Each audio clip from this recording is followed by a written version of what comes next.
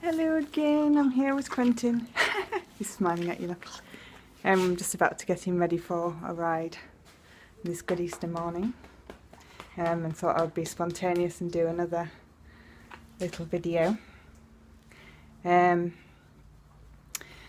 I had quite an amazing night last night actually, because I actually asked for healing from God to come through to me, and it was buzzy.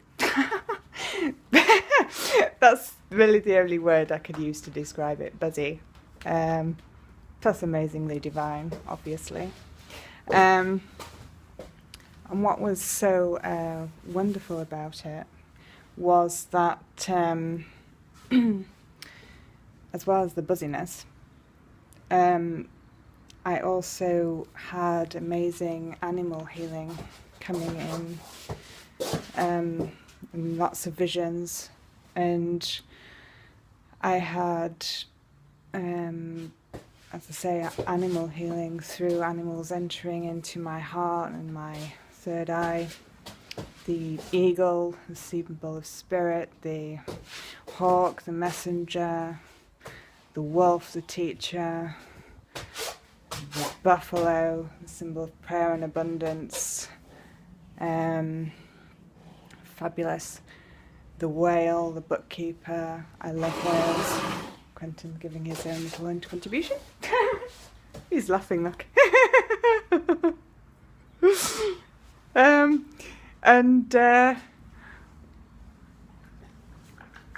Yeah, I love whales because they're the bookkeepers. They contain the knowledge of life, and that's why their sound is so amazingly healing, and they just have a vibration in their voice that is just incredible.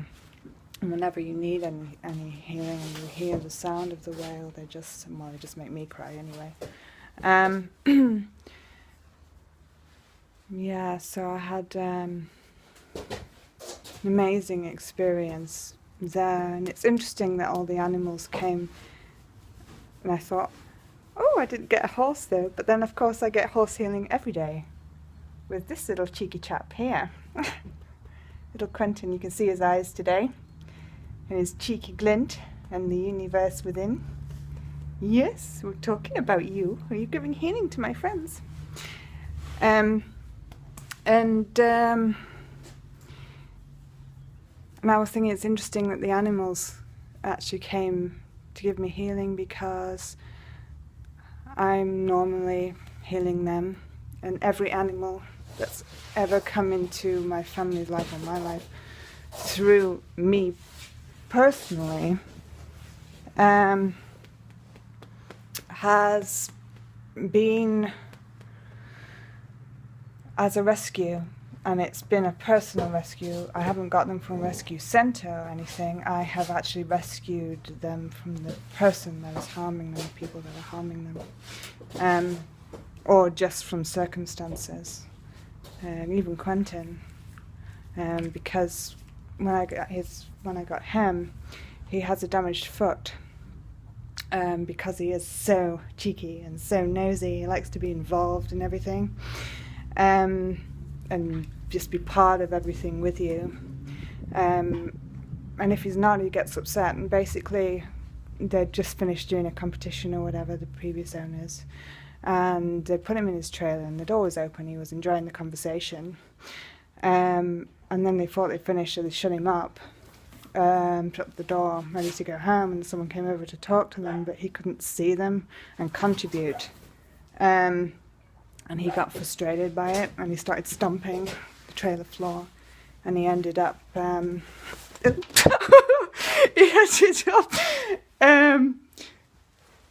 putting his foot through the trailer floor and taking half his hoof off.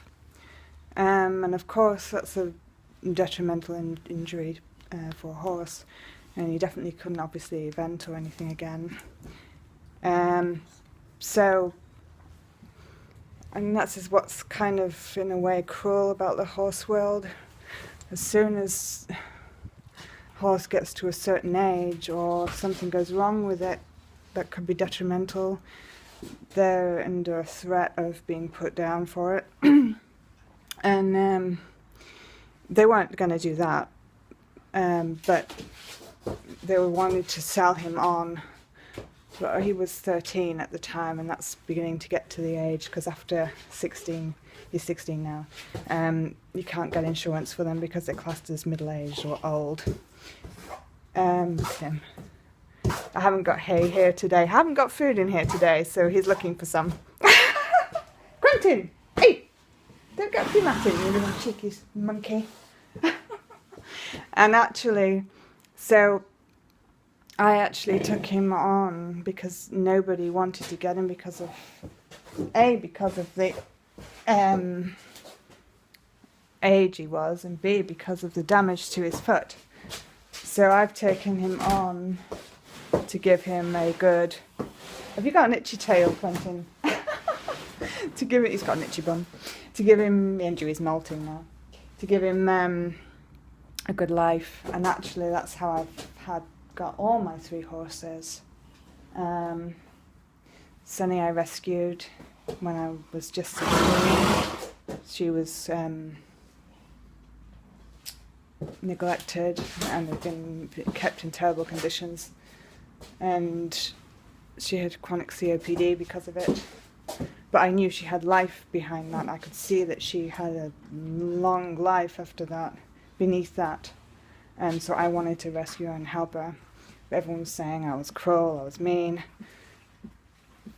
You might as well put her down. I was like, no. And the vet said that he could help me help her. But he wouldn't do it while she was owned by the people that had done this to her. Luckily, somebody near the vicinity knew where the owners were, so I went round and they initially just gave me to her because they didn't have the time anyway. And between me and... If the vet said he could cure her, but she would never be rideable. I took her on when she was 16. By the age of 18, we were riding and doing everything that she could do if she was at full health, and she was fully healthy.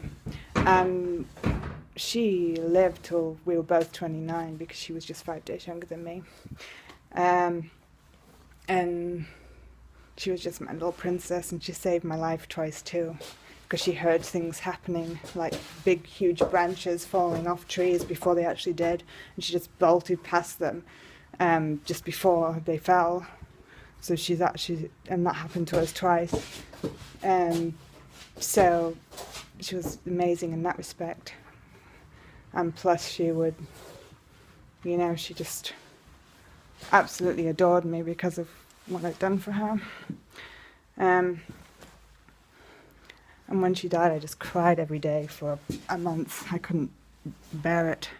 I couldn't bear it at all. And then, literally, as that month was ending, coming to an end, I heard about a horse, an ex-eventer, had the most beautiful name. She was called Spirit. And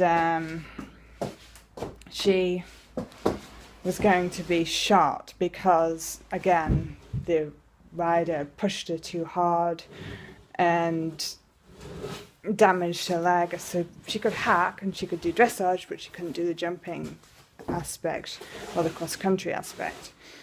So she was going to be shot for that.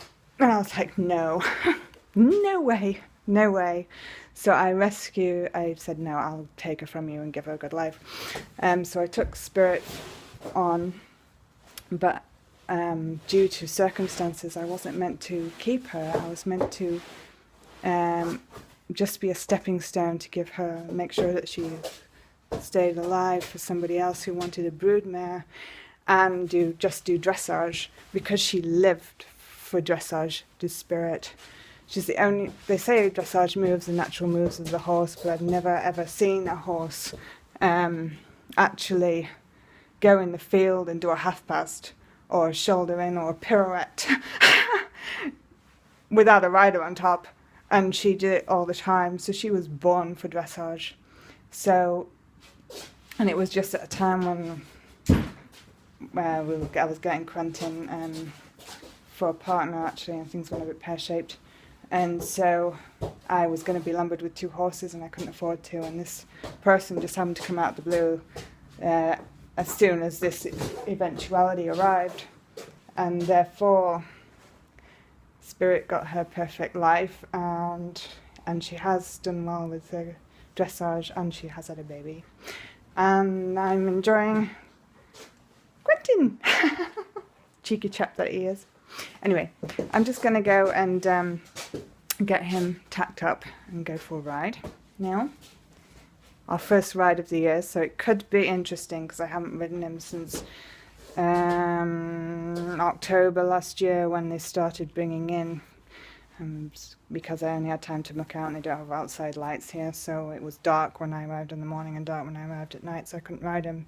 So this could either be extremely interesting or very enjoyable, depending, and it's all down to me.